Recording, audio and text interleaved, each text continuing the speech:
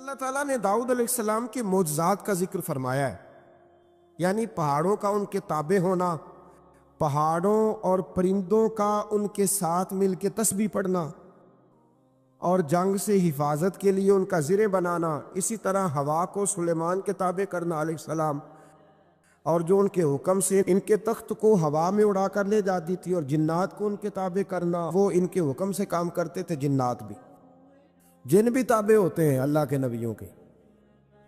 جب نبی پاک طائف سے واپس آئے تھے تو حضور پریشان تھے، تو جنوں کی جماعت نے آ کے کلمہ پڑھا، کہا یا رسول اللہ اگر وقتی طور پر انسان نہیں مانتے تو ہم تو حاضر ہیں نا، ہمیں کلمہ پڑھا دیں۔ جن رسول اللہ کے غلام بنے تو حضرت سلیمان کا تخت بھی ہوا میں اڑتا تھا۔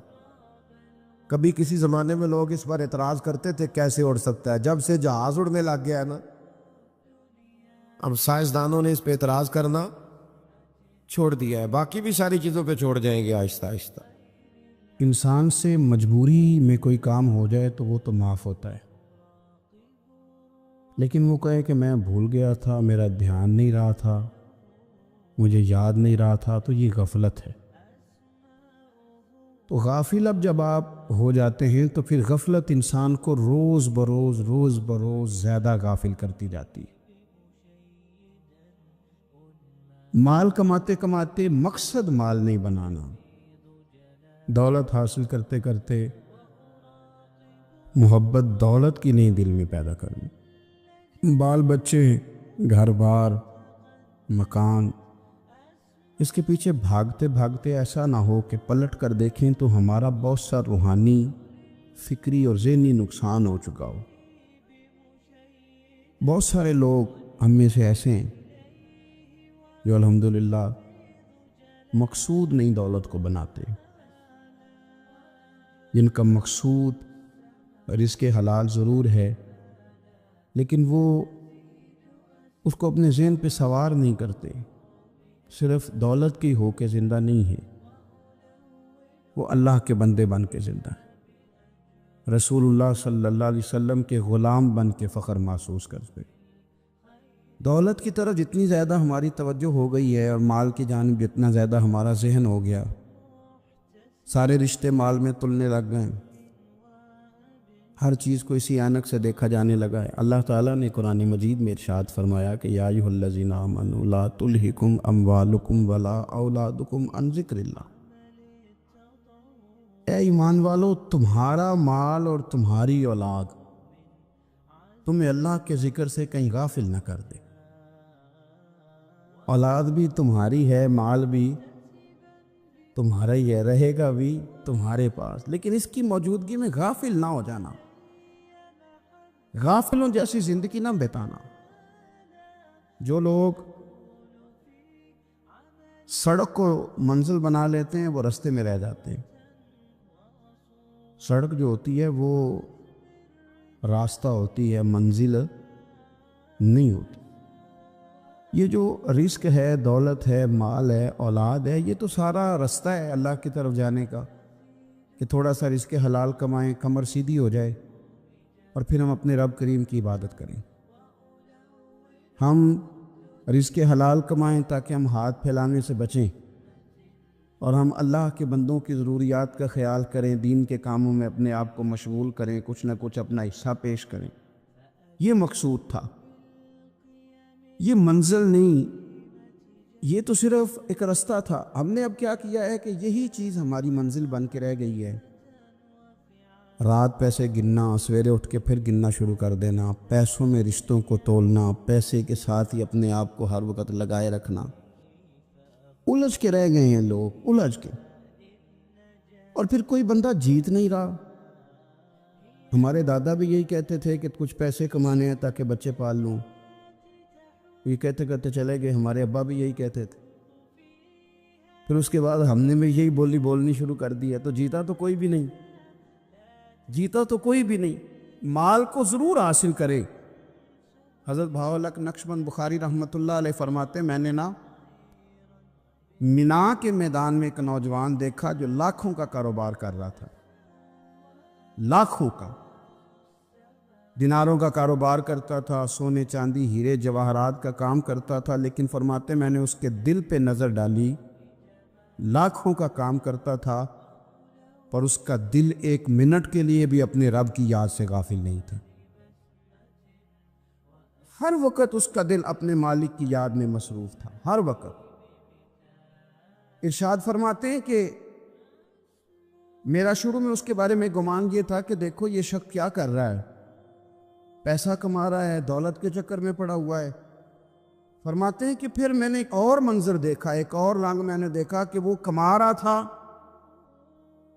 اور پھر اختتام حج پہ میں نے دیکھا کہ جو کمایا تھا سارا اللہ کے بندوں پہ خرچ کر رہا تھا۔ آپ اور میں، ہم نے دیکھنا صرف یہ ہے کہ کہیں ایسا تو نہیں ہے کہ دولت میں الجھ گئے۔ بہت سارے لوگوں نے یہ کہا تھا، ہم سنتے تھے جب کوئی آدمی جانے لگتا تھا نا پردیش پیسہ کمانے کے لیے، تو وہ کہا کرتا تھا کہ میں ملک سے باہر جا رہا ہوں، 2 4 5 سال لگا کے آؤں گا، واپس آ کے پھر یہاں میں نے کوئی کام کرنا ہے، تھوڑے سے پیسے کماؤں تاکہ یہاں نہ پھر میرا سلسلہ کوئی بن جائے۔ وہ 3 سال لگانے گئے تھے پر 30 گزر گئے ہیں، لوٹ کے واپس کوئی نہیں آئے۔ وہ 4 سال کا کہہ کے گئے تھے پر سال 40 ہو گئے، لوٹے نہیں۔ کیوں نہیں لوٹے؟ اس لیے کہ پہلے مفاد چھوٹا تھا، خیال یہ تھا کہ تھوڑے سے پیسے آ جائیں گے، بچوں کا خرچہ چلنے لگ جائے، فیسیں پوری ہونے لگ جائیں، اور مجھے کسی سے مانگنا نہ پڑے، تو بس پھر میں کامیاب ہوں۔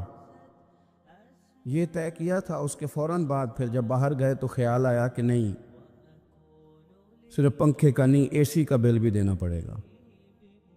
پھر تھوڑا اور آگے بڑھے تو خیال آیا کہ چھوٹی گاڑی پہ گزارا نہیں ہوتا، بڑی گاڑی نہ لے لیں۔ پھر خیال آیا کہ بڑی گاڑی لی ہے تو یہ تو اندر کھڑی نہیں ہوتی، سامنے والا پلاٹ مل جائے تو ذرا گراج اچھا بن جائے گا۔ پھر الجھ گئے دوستو۔ پھر نہ مالک حقیقی کی جانب وہ نظر جو ہماری ہونی چاہیے تھی نہ رہی۔ ذوق سے نماز پڑھتے تھے، پھر ہماری نمازیں مختصر ہو گئیں۔ ہم سویرے اٹھ کے ذوق سے قرآن پاک پڑھتے تھے، پھر وہ وقت بھی ہمارا دفتر کی تیاری میں لگ گیا۔ رات درود شریف پڑھتے تھے، لیکن وہ بھی سارا ہمارا حساب کتاب میں وقت گزر گیا۔ ہم نے یہ سمجھا ہی نہیں کہ دولت کارخانہ نہیں دیتا، دولت سیٹ صاحب نہیں دیتے، دولت آپ کو آپ کی فیکٹری نہیں دیتی، دینے والے تو رب کریم کی ذات ہے۔ تو جہاں سے آنا تھا وہاں توجہ دینی چاہیے تھی کہ جہاں صرف ایک سبب تھا، ذریعہ تھا۔ حضرت اویس کرنی رضی اللہ تعالیٰ عنہ، ہمارے صوفیاء میں ایک لفظ بولا جاتا ہے فقر بوذر، یعنی کچھ لوگ ایسے ہیں جو سیدنا ابو ذر غفاری رضی اللہ تعالیٰ عنہ کے طریقے پہ چلتے ہیں۔ ایک لفظ بولا جاتا ہے فقر بوذر، کچھ لوگ فقر بوذر کے قائل تھے، اسی مزاج کے قائل تھے حضرت سیدنا اویس کرنی رضی اللہ تعالیٰ۔ ان کے ذہن میں ایک بات بیٹھ گئی تھی کہ یار دینے والا اللہ ہے، دینے والا عزت بھی اللہ دے گا، رزق بھی اللہ دے گا۔ بلکہ امام غزالی رحمۃ اللہ علیہ نے تو حدیث لکھی ہے، آپ فرماتے ہیں کہ نبی پاک صلی اللہ علیہ وسلم نے فرمایا جس نے بندوں سے عزت تلاش کی رب اسے رسوا کر دے گا۔ جو سیاست کر کے عزت حاصل کرنا چاہتا ہے، جو اس طرح کا ماحول بناتا ہے کہ میں کوئی ایسے کام کروں کہ لوگ میری واہ واہ کریں، لوگوں سے عزت کا حصول کرنے والے کو رسوا کر دیا جاتا ہے۔ عزت دراصل وہی ہے جو رب کریم عطا فرماتا ہے۔ میرے عزیز دوستو، آپ اپنی توجہ، دل کی توجہ، روح کی توجہ اپنے مالک کی جانب جب کر لیتے ہیں، غفلت کا پھندا اتار دیتے ہیں، اور ہر وقت غلبہ رکھنا پیسوں کا، ہر وقت اسی میں سوچنا، اسی میں محو ہو جانا، پھر آپ کا ذہنی نقصان ہوتا ہے۔ پھر آپ کی روح جو ہوتی ہے وہ بے چین رہنے لگتی ہے۔ پھر ایسے بھی غریب دیکھے جن کے پاس پیسے ہیں، پیسوں کے علاوہ کوئی شے بھی نہیں۔ پھر ایسے بھی تنگ دست دیکھے کہ جن کے پاس جائیدادیں بڑی ہیں پر ان کے پاس رات کو سکون سے سونے کے لیے وقت کوئی نہیں۔ عزیز بھائی، حضرت اویس کرنی رضی اللہ تعالیٰ عنہ کی ملاقات ہو گئی حضرت حرم بن حیان کے ساتھ، یہ بھی تابعی ہیں۔ تو حضرت حرم بن حیان رحمۃ اللہ علیہ کہتے ہیں یہ نا ہم تو خیر بڑی ساری باتیں سنتے ہیں تو نصیحت نہیں نہ حاصل کرتے، ویسے بھی یہ دور تقریریں کرنے تقریریں سننے کا ہے۔ جو عمل کرنے والے لوگ تھے ان کا کیا طریقہ تھا کہ وہ ایک دو جملے کافی تھا، علم و بس کری ہو یار وہ ایک کوئی حرف تے نہیں درکار، جملہ ایک بھی تیرے لیے کافی ہے، لیکن شرط یہ ہے کہ تو عمل کا ارادہ رکھتا ہو، تیرا خیال ہو کہ عمل کرنا ہے۔ وہ لوگ نا مختصر سی باتیں کرتے، مختصر سی نصیحتیں کرتے، لیکن وہ اخذ جلدی کرتے، اس میں سے اپنے لیے خیر جلدی تلاش کرتے۔ حضرت حرم بن حیان کی ملاقات ہوئی حضرت اویس کرنی رضی اللہ تعالیٰ عنہ کے ساتھ، تو حضرت حرم بن حیان کہتے ہیں میں نے عرض کی حضور میں کسی ملک میں جا کے رہنا چاہتا ہوں، کہیں سکونت اختیار کرنا چاہتا ہوں، یہاں سے ہجرت کرنا چاہتا ہوں، تو مجھے کوئی آپ مشورہ دے میں کہاں جاؤں؟ تو فرماتے ہیں کہ میں نے جب یہ سوال کیا تو حضرت اویس کرنی نے مجھے اشارہ دیا، فرمانے لگے ملک شام چلا جا۔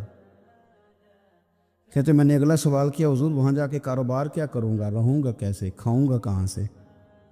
تو فرماتے ہیں حضرت اویس کرنی نے رومال اٹھایا، کندھے پہ رکھا اور چلنے لگے۔ میں نے کہا حضور آپ نے سوال کا جواب ہی نہیں دیا۔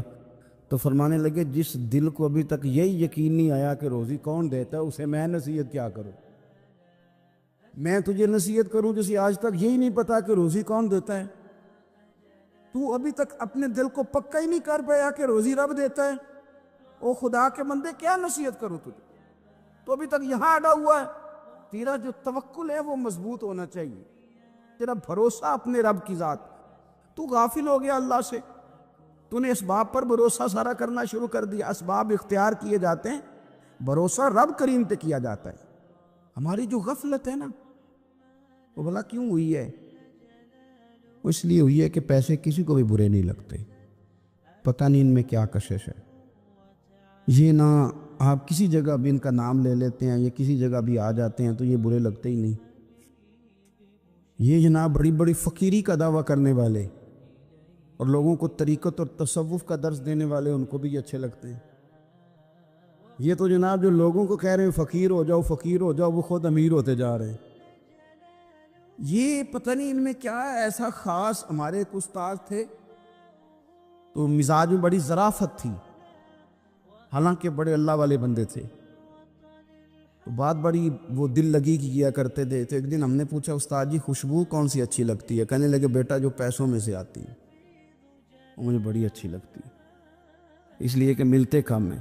ہمارا نا جب اس طرح کا ذوق بن جاتا ہے نا، آپ مزاج بنا لیتے ہیں پیسوں کا۔ لوگ سمجھتے ہیں کہ غریبی کا ڈر شاید زیادہ ڈر ہے، لیکن کبھی آپ دروازہ رسول پہ جائیں نا تو حضور نے تو کوئی اور ڈر بیان کیا ہے۔ حضرت ابو عبیدہ بن جراح رضی اللہ تعالیٰ عنہ بحرین سے نا مال لے کے آئے بہت سارا، حضور نے بھیجا، جزیہ لینے گئے یا مال غنیمت کا کچھ مال تھا، آپ لے کے مسجد میں آئے تو لوگوں کو پتہ چل گیا کہ آج مال آیا ہے۔ اب سب کو حصہ ملتا تھا اس میں سے، بدریوں کو زیادہ ملتا تھا، باقی لوگوں کو بھی ملتا تھا۔ تو فجر کی نماز کے بعد لوگ گھروں کو جایا کرتے تھے، لیکن آج پتہ چلا نا مال آیا ہے۔ تو یہ سیاستہ میں حدیث موجود ہے، سب لوگ مسجد میں بیٹھے رہے۔ حضور علیہ السلام نے فرمایا تمہیں پتہ چل گیا مال آیا ہے؟ عرض کی حضور ہاں۔ فرمایا تمہیں بانٹنے لگے ہیں، دینے لگے ہیں۔ ہم نا غریبی سے ڈرتے ہیں، ہم اپنے بچوں کے لیے دعا کرتے ہیں ان پہ غربت نہ آئے، ہم اپنے بہن بھائیوں کے لیے دعا کرتے ہیں ان پہ غربت نہ آئے، کرنی چاہیے، لیکن ذرا اس حدیث کے مفہوم کو بھی دیکھیے گا۔ نبی پاک صلی اللہ تعالیٰ علیہ وآلہ وسلم نے فرمایا تمہیں دینے لگے ہیں، مال آ گیا ہے، لیکن میرے قریب نے اپنی امت کے لیے جس چیز کا ڈر محسوس کیا وہ کیا ہے؟ حضور کے دل میں کس چیز کا خدشہ تھا وہ کیا ہے بیان کیا۔ حضور فرمانے لگے لوگو مجھے تم پر غربت کا ڈر نہیں، یہ ڈر نہیں کہ تم غریب ہو جاؤ گے، بلکہ مجھے تو ڈر ہے کہ تم پر دولت پھیلا دی جائے گی، تم زیادہ مالدار ہو جاؤ گے۔ خوف غریبی کا نہیں، خوف تمہارے مال کا ہے۔ اور حضور فرماتے ہیں کہ پھر تم انہی باتوں میں مبتلا ہو جائے گا جن میں پرانی امتیں مبتلا ہوئی تھی، اور جب وہ اللہ کی نافرمانی میں مبتلا ہوئی تھی تو پھر وہ ہلاک کر دی گئی تھی۔ مجھے ڈر ہے، مجھے ڈر ہے۔ ہاں، جہاں دولت آتی ہے وہاں سستی بھی آتی ہے، جہاں دولت آتی ہے وہاں معاذ اللہ عیاشی بھی آتی ہے، جہاں دولت زیادہ آ جاتی ہے وہاں پھر لوگ ہر چیز کو دولت میں تولنے لگتے ہیں۔ جہاں دولت زیادہ آتی ہے میرے بھائی، پھر لوگ سمجھتے ہیں کہ ہر چیز میں خرید لوں گا، پھر لوگوں کے ذہنوں کے اندر اس طرح کا فطور آتا ہے۔ حضور نے فرمایا مجھے ڈر ہے تمہارے دولت مند ہونے کا، ڈر ہے دولت مند ہونے کا۔ یارو، اپنے پیسوں سے ڈرا کرو، اپنی جائیدادوں سے ڈرا کرو، اپنے مال سے ڈرا کرو۔ وہ ہم نے جو بڑے بڑے محلات تعمیر کرنے شروع کیے ان سے ڈرا کرو، اس لیے کہ حضور نے فرمایا مجھے ڈر ہے۔ حضرت ابو بکر صدیق رضی اللہ تعالیٰ عنہ تشریف فرما تھے۔ ہمارے بچے بہت زیادہ آسانی مانگتے ہیں۔ اقبال نے کہا لہو مجھ کو رلاتی ہے جوانوں کی تن آسانی۔ جب میں جوانوں کا مزاج دیکھتا ہوں کتنے آرام پسند ہو گئے ہیں تو پھر میری آنکھوں سے لہو بہتا ہے۔ لہو مجھ کو رلاتی ہے جوانوں کی تن آسانی۔ ان کا وجود اتنا آسانی کا ماحول لینا چاہتا ہے، ذرا سی بھی کوئی تکلیف آپ دیکھ لیں، لائٹ بند ہو جائے تو مصیبت کھڑی ہو جاتی، کسی جگہ چند منٹ کے لیے آدھے گھنٹے کے لیے ٹریفک بند ہو جائے تو مثلاً کیا ہو جائے گا، لیکن یہ کہ طبیعتوں میں تلخی، اور جب وہ گاڑیاں آہستہ آہستہ چلتی ہیں تو ایک دوسرے سے آگے بڑھنے کی وہ شدت، وہ ہمارے مزاج میں ایک دوسرے کے بارے میں دل میں بڑے بڑے جملے، کیوں؟ اس لیے کہ ہماری طبیعت آسانی پسند ہے، ذرا سی بھی کوئی رکاوٹ ہم نہیں برداشت کرتے، تھوڑی دیر کے لیے ٹھہرنا پڑ جائے ہمارے لیے بڑا مشکل کام ہے۔ داتا صاحب رحمۃ اللہ علیہ نے کشف المعجوب کے اندر لکھا ہے کہ صوفیاء کا ایک گروہ ایسا گزرا ہے جو ملامتی کہلاتے ہیں، ان کو لوگ برا کہیں تو وہ خوش ہوتے ہیں، وہ سمجھتے ہیں جب لوگ تنقید کرتے ہیں تو نفس پہ بوجھ پڑتا ہے، جب کوئی دل توڑتا ہے تو اللہ کی بارگاہ میں رونا آسان ہو جاتا ہے۔ ایک گروہ گزرا ہے صوفیاء کا، وہ پسند کرتے ہیں اس چیز کو، یہ بہت زیادہ تعریف، توصیف، نعرے، شور، یہ بعض اوقات نفس کے تکبر کا سبب بنتا ہے۔ آپ ملاحظہ کر لیں، حضرت ابو بکر صدیق رضی اللہ تعالیٰ عنہ سے یہ سلسلہ چلا ہے، کس قدر زیادہ تانے تھے ان کے لیے، کتنی زیادہ آزمائش تھی ان کے لیے، کتنا زیادہ پریشانی کا سامان تھا، لوگ کیا کچھ کہتے تھے، اور پھر یہ سلسلہ تمام صحابہ کے لیے اسی طرح رہا۔ آپ لوگ جن لوگوں کی تعریف کرتے ہیں یہ ضروری نہیں کہ باقی بھی سارے ان کی تعریف کرتے ہوں۔ امام علی مقام سیدنا امام حسین رضی اللہ تعالیٰ عنہ کا ہم دن مناتے ہیں، پوری امت مسلمہ امام حسین رضی اللہ تعالیٰ عنہ کی عظیم قربانی کی یادگار مناتی ہے، تو سارے کلمہ گو تو ایسا نہیں کرتے۔ آج بھی ڈھیروں لوگ ہیں جو تانا دیتے ہیں، اس کو سیاسی جنگ کہتے ہیں۔ دین کے لیے یہ جو آزمائش رہی، یہ جو تانا رہا، یہ جو تنقید رہی، یہ اس کا حسن رہا، یہ چیز اس کو نکھارتی ہے، یہ اس کے اندر تازگی پیدا کرتی ہے۔ جب آپ کو راہ دین میں کوئی برا کہتا ہے تو آپ کے لیے وہ چیز مزید حسن کا سامان پیدا کرتی ہے، آپ کے لیے مزید بہتری ہوتی ہے۔ داتا صاحب رحمۃ اللہ تعالیٰ علیہ نے خود لکھا ہے، داتا صاحب فرماتے ہیں کہ ایک طریقت کا ایک مسئلہ میرے لیے بن گیا تھا۔ روحانی سفر انسان کر رہا ہوتا ہے نا، جب بڑے اچھے اس کے اوراد و وظائف چل رہے ہوتے ہیں، عبادات چل رہی ہوتی ہیں، تہجد میں بوجھ نہیں ہوتا اس کے لیے اٹھنا، تلاوت قرآن پاک صحیح کر رہا ہوتا ہے، اگر مراقبے پہ بیٹھا ہے تو صحیح بیٹھا ہوتا ہے، اس کے اسباق صحیح چل رہے ہوتے ہیں، کئی دفعہ رکاوٹ آ جاتی ہے، اس کی کوئی نہ کوئی وجہ ہوتی ہے، یہاں تو کہیں غلطی ہو جاتی ہے، یا انسان کوئی ایسی بھول کر بیٹھتا ہے جس کے نتیجے میں بریک لگ جاتی ہے۔ داتا گنج بخش علی حجویری رحمۃ اللہ تعالیٰ علیہ ارشاد فرماتے ہیں کہ میرا طریقت کا کوئی مسئلہ بن گیا، روحانی سفر جو میں طے کر رہا تھا۔ آج کل تو خیر سارے لوگ طے کر کے بیٹھے ہوئے نا، ہم سارے سفر، ہم تو مسافر ہے ہی نہیں، ہم نے تو مکمل کر لیا سفر۔ ہم تو گفتگو کرتے ہیں تو ایسے لگتا ہے کہ جیسے طریقت کے اماموں میں ہمارا نام لکھا جائے گا۔ بالکل ہم کوئی ماحول ہی نہیں ایسا کہ کوئی سیکھے، کوئی پوچھے، کوئی سوال کرے، کوئی آگے بڑھنے کی کوشش کرے، مزاج نہیں رہا ہمارا۔ تو داتا صاحب کہتے ہیں میں ایک روحانی مسئلے میں الجھ گیا تھا، تو میں نے بڑے اوراد کیے، وظائف پڑھے، بڑا میں نے اللہ اللہ کی، بڑا کچھ کیا، جو ممکن تھا میں نے کیا، کئی مزارات پر حاضری بھی دی، صدقات و خیرات بھی کیے، لیکن وہ میرا مسئلہ حل نہیں ہوتا تھا۔ وہ ایسا مسئلہ تھا جو الجھ گیا، مجھ سے حل نہیں ہو رہا تھا۔ آپ فرماتے ہیں میں چلتے چلتے ایک مسجد میں گیا تو وہاں کچھ درویش بیٹھے تھے، درویش، اور وہ عجیب مجذوب صفت لوگ تھے، ایک گروہ ان کا پورا بیٹھا ہوا تھا۔ فرماتے ہیں انہوں نے میری طرف دیکھا تو میرا مذاق اڑانا شروع کر دیا، پھر انہوں نے خربوزے کھانے شروع کیے، وہ خربوزہ کھاتے تھے اور چھلکے مجھے مارتے تھے۔ آپ فرماتے ہیں وہ چھلکے مار کے پھر ہنستے تھے، پھبتیاں کستے تھے، میرا مذاق اڑاتے تھے۔ فرماتے ہیں وہ میرا مسئلہ جو کئی دنوں کا اٹکا ہوا تھا، حل نہیں ہو رہا تھا، ان کی یہ حرکت کرنے سے میرا وہ والا مسئلہ اللہ نے حل فرما دیا۔ میرے اندر وہ تازگی پیدا ہو گئی۔ جب کوئی شخص خبر لاتا ہے نا آپ کے لیے جب کوئی خبر لاتا ہے کہ فلاں نے آپ کو برا کہا، تو اس میں محاذ نہیں قائم کرنا چاہیے۔ ایک ہم لوگ محاذ بنا لیتے ہیں، جو موقع ہماری عین اصلاح کا ہوتا ہے، جس میں ہمارے لیے بڑے اسباق ہوتے ہیں، ہماری بہتری بہت زیادہ اس کے اندر مضمر ہوتی ہے، ہم اس کو سمجھتے ہی نہیں۔ یہ جو دین کے لیے تانا ہوتا ہے نا جے کر، یہ تانے نصیب ہو جائے ہمیں، اگر ہمارے مقدر میں آ جائیں یہ تانے، تو یہ بڑا فائدہ کریں گے، یہ نفع کریں گے۔ بہت سارے تانے ہم برداشت کرتے ہیں، لوگ بہت ساری برادریوں کو اچھا نہیں سمجھتے، ہم سہتے ہیں، ابھی کوئی برادری چھوڑ کے نکلا تو نہیں۔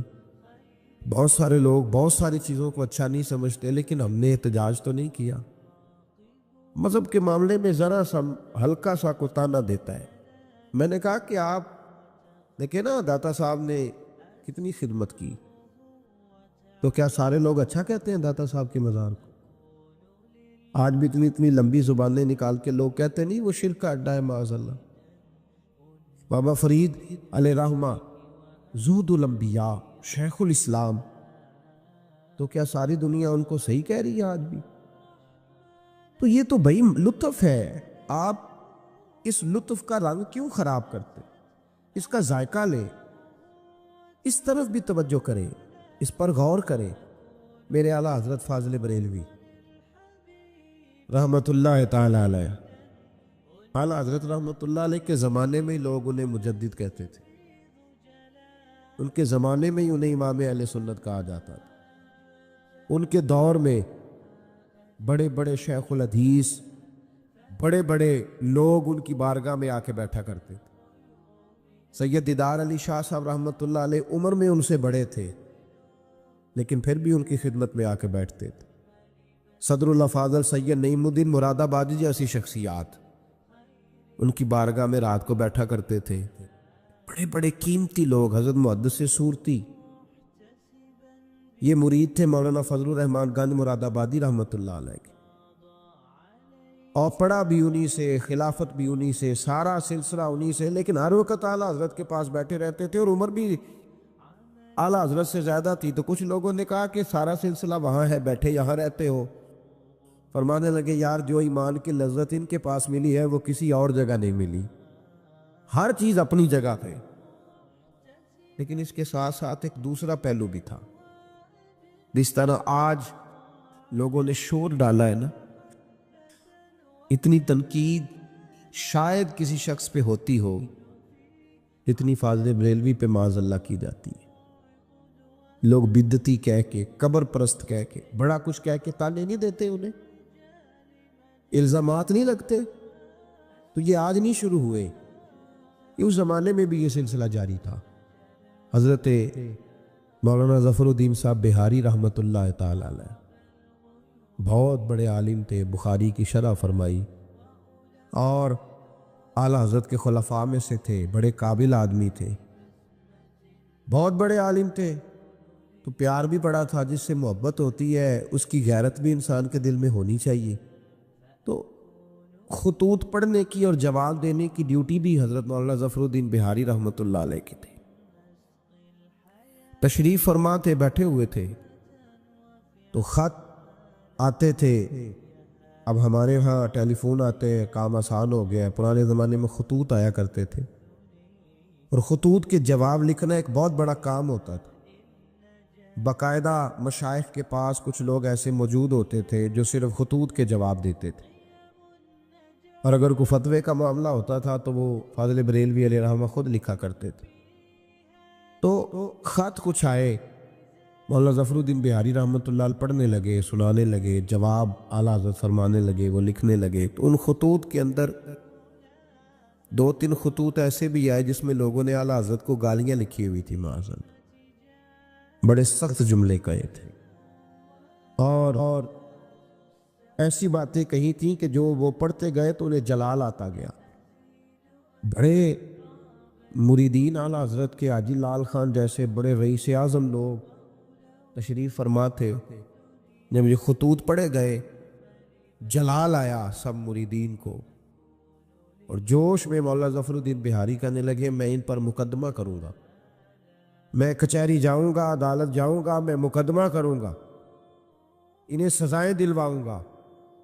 اعلیٰ حضرت رحمۃ اللہ علیہ مسکرا کے ان کا چہرہ دیکھنے لگے، فرمانے لگے اس طرح کر، ان کو بند کر، اور یہ میرے سے چابی لے، فلاں الماری کھول، اس کے فلاں دراز میں کچھ خط پڑے ہیں، وہ بھی نکال کے لا.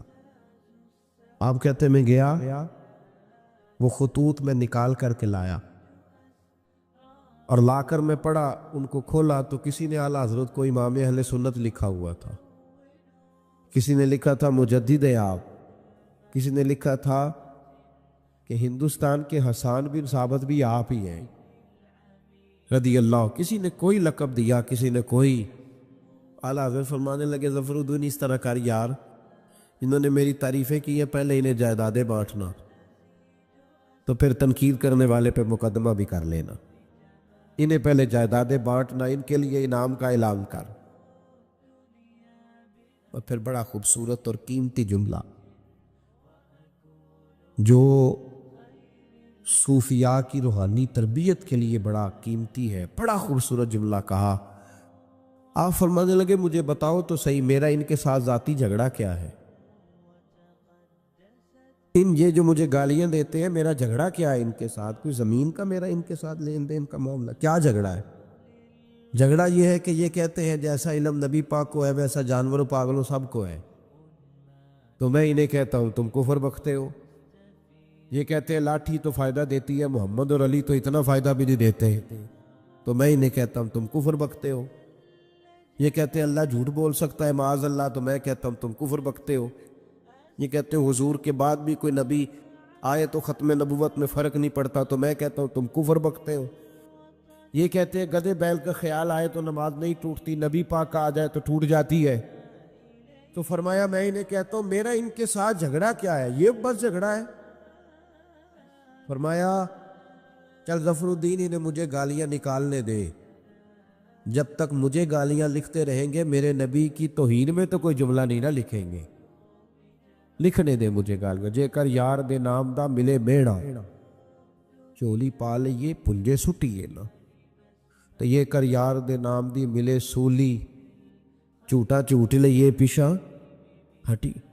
ہمارے بزرگوں نے ہمیں سکھایا ہے ملامت نفع کی چیز ہے. جب آپ حق بات کہتے ہیں تو بہت سارے لوگ ایسے ہوتے ہیں جن کو وہ بات اچھی نہیں لگتی. اپنی طبیعت کے اندر یہ تازگی پیدا کریں. درس یہ ہے آج کا کہ یہ تازگی اپنی طبیعت میں پیدا کریں. اور بڑی جلدی پریشان ہو کے بکھر جانا، بلکہ کچھ ساتھی بکھرتے ہیں، کچھ بکھرتے ہیں، بالکل بکھر جاتے ہیں۔ آپ بکھرے نہیں۔ اگر کوئی شخص 2 منٹ کے لیے کہہ ہی دیتا ہے کہ پتہ ہے مجھے تو پہلے کیا تھا، آج تو نے وہاں جا کے داڑھی رکھ لی ہے، تو اس سے آپ کی داڑھی کا ثواب بڑھ جائے گا، کم نہیں ہوگا۔ اس سے آپ کا اجر اسے بڑھے گا، آپ کو فائدہ زیادہ ہوگا۔ جتنی نیکی دقت کے ساتھ ہوتی ہے اتنا اللہ اجر زیادہ عطا فرماتا ہے۔ تو آپ بڑی جلدی پریشان نہ ہوا کریں، بڑی جلدی آپ جو ہے وہ اس طرف توجہ نہ کیا کریں کہ یہ مجھے فلاں آدمی یہ کہہ رہا ہے تو اب کیا بنے گا، کس طرح کر کے یہ سلسلہ چلے گا۔ یہ ہمارے بزرگوں نے، ہمارے مشائخ نے، ہماری تربیت کرنے والوں نے یہ اسباق ہمیں پڑھائے کہ اس سے فائدہ ہوتا ہو، اس سے نفع ہوتا ہے۔ بہت سارے لوگ کہتے ہیں میں نے داڑھی رکھ لی تو میرے اندر بڑی کمی ہے، تو لوگ کہیں گے، بہت سارے لوگ تانا دیتے ہیں داڑھی رکھ کے تو اس طرح کرتا ہے۔ تو بھائی بات یہ ہے کہ داڑھی رکھنے کے بعد معصوم کون ہو جاتا ہے؟ یہ کس نے فتویٰ دیا ہے کہ جو رکھ لے وہ معصوم ہے، اب اس سے غلطی نہیں ہوگی؟ تو گناہ چھوڑنے کی کوشش کرنی چاہیے، بلکہ میرا تو نظریہ یہ ہے کہ داڑھی بہت سارے گناہوں سے بچا لیتی ہے بندے کو، بہت ساری گناہوں سے داڑھی بندے کو یہ محفوظ کر لیتی ہے۔ یہ چیزیں آپ کو بچائیں گی، آپ کا تعارف پڑ جائے گا، آپ کے لیے لوگ اچھے جملے کہنے لگ جائیں گے، خیر کا فکر آپ کے لیے ادا کیا جائے گا۔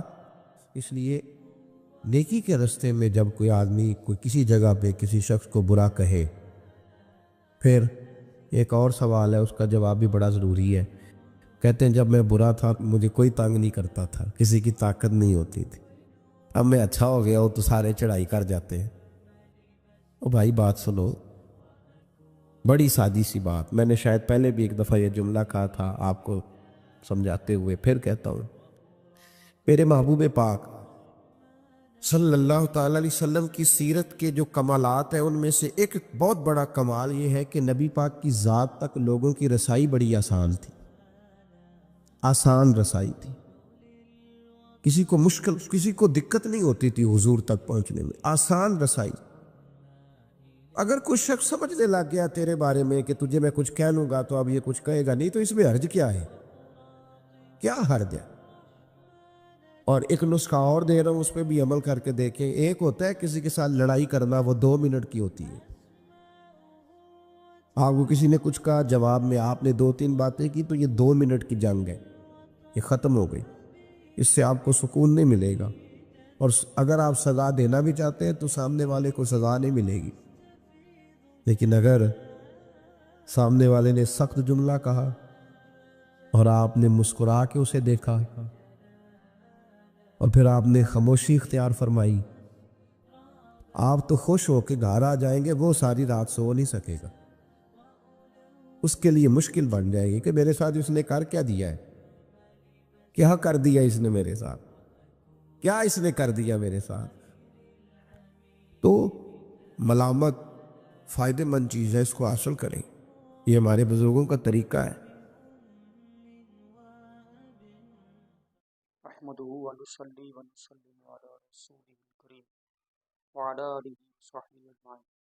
السلام علیکم ورحمۃ اللہ وبرکاتہ۔ حاضرین،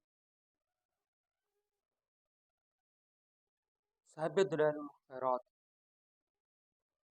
سید امام محمد بن سلیمان جزولی رحمۃ اللہ تعالی علیہ، آپ کے حوالے سے کچھ تعارف عرض کرتا ہوں۔ حضرت امام سید محمد بن سلیمان جزولی رحمۃ اللہ تعالی علیہ حسنی سادات میں سے تھے۔ آپ 807 ہجری میں پیدا ہوئے اور جائے پیدائش مراکش میں سوس اقصی کا علاقہ ہے، وہاں آپ کی ولادت ہوئی، اور آپ کے قبیلہ کا نام جزولہ تھا۔ حضرت محمد بن اسماعیل رحمۃ اللہ تعالی علیہ اپنے زمانے میں یکتائے روزگار تھے۔ آپ کی ولایت اور آپ کے علم کی شہرت دور دور تک پھیلی ہوئی تھی، اور آپ کی کرامات بھی بکثرت موجود ہیں جو ظاہر ہوئی۔ حضرت امام جزولی رحمۃ اللہ تعالی علیہ آپ مال کی فقہ پر چلنے والے تھے، اور آپ سلسلہ شاذلیہ سے تعلق رکھتے تھے، شاذلی سلسلہ میں آپ بیعت تھے۔ آصفی کے حاکم نے یہ خیال کیا کہ شاید آپ کی کرامات اور بزرگی دیکھ کر اس نے یہ خیال کر لیا کہ شاید یہی امام مہدی اور انہی کا مسلمانوں کو انتظار ہے، چنانچہ اس نے آپ کو زہر دے دی۔ 16 ربیع الاول شریف 870 ہجری میں آپ نے صبح کی نماز کی پہلی رکعت کے دوسرے سجدہ میں، اور بعض نے دوسری رکعت کا بتایا، آپ جامع شہادت نوش فرما گئے۔ اور مراکش میں آپ کا جسد مبارک ایک قبرستان ہے جس کا نام ہے ریاض الفردوس، وہاں آپ مدفون ہیں، اور گنبد بھی بنا ہوا ہے، اور وہ زیارت گاہ عام ہے۔ حضرت سیدنا امام محمد بن سلیمان جزوری رحمۃ اللہ تعالی علیہ، انہوں نے ایک کتاب لکھی ہے دلائل الخیرات شریف۔ اس کی وجہ کیا ہے؟ اور یہ بڑی ایک معتبر اور بڑی بابرکت کتاب ہے، اور اس کی بعض برکتوں کا ہم نے خود بھی الحمدللہ مشاہدہ کیا ہے، اور بڑے کام ان سے بن جاتے ہیں۔ امام نبہانی رحمۃ اللہ تعالی علیہ اپنے مشائخ کے حوالے سے بیان کرتے ہیں کہ امام جزوری نے یہ کتاب فاس میں لکھی، اور فاس میں آپ علم دین حاصل کرتے رہے اور دین کا وہاں آپ نے کام کیا۔ اس کی تالیف کی وجہ یہ بیان کی جاتی ہے کہ ایک دن نماز کا وقت ہوا، اور امام جزوری رحمۃ اللہ تعالی علیہ وضو کے لیے کنویں پہ تشریف لائے گاؤں میں۔ وہاں پانی نکالنے کے لیے ڈول رسی موجود نہیں تھے۔ شیخ پریشان ہوئے کہ اب کیا کریں، نماز پڑھنی ہے، وضو کرنا ہے۔ اتنے میں کنویں کے ساتھ والے مکان کے بالائی منزل سے ایک بچی ظاہر ہوئی۔ بچی نے دیکھا کہ شیخ پریشان ہیں، وضو کرنا چاہ رہے ہیں، اس نے آواز دی، تو آپ کی نیکی اور آپ کی بزرگی کے ہم نے بڑے چرچے سنے، مگر آپ پریشان ہیں کہ کنویں سے پانی کیسے نکالیں۔ چنانچہ وہ آئی اور اس نے کنویں میں لعاب ڈالا تو پانی باہر آ گیا اور بہنے لگا۔ شیخ نے وضو کیا، اور وضو کرنے کے بعد انہوں نے اس بچے سے پوچھا کہ اے بیٹی، تیرا ایسا کیا عمل ہے، ایسا کیا عمل ہے جس کی وجہ سے تجھے اتنا شرف اور مقام ملا کہ تیرے لعاب سے کنویں سے پانی نکل کے باہر بہنے لگا۔ اس بچی نے جواب دیا، آپ نے قسم دے کے پوچھا تھا، اس نے جواب دیا کہ میں سرکار دو عالم صلی اللہ علیہ وسلم کی ذات پر بکثرت درود شریف پڑھتی ہوں، یہ اسی کی برکت ہے۔ اللہ اکبر۔ آپ بچی کہتی ہے کہ حضور علیہ الصلوۃ والسلام کی تو شان یہ ہے کہ آپ جب جنگل میں چلتے تو وحشی جانور حضور کے دامن سے لپٹ جایا کرتے تھے۔ تو شیخ نے یہ بات سن کے پختہ ارادہ کیا کہ میں بھی اب نیت کرتا ہوں کہ درود پاک پر کتاب لکھوں گا، اور وہ درود شریف بھی لکھوں گا جو یہ بچی پڑھتی ہے۔ وہ درود شریف کون سا ہے؟ وہ درود شریف یہ ہے، اللہم صلی علی سیدنا و مولانا محمد وعلی آل سیدنا و مولانا محمد صلاۃ دائمۃ مقبولۃ تؤدی بہا عنا حقہ العظیم۔ اللہ پاک کی بارگاہ میں دعا ہے، اللہ ہمیں بھی بکثرت درود پاک پڑھنے کی توفیق عطا فرمائے۔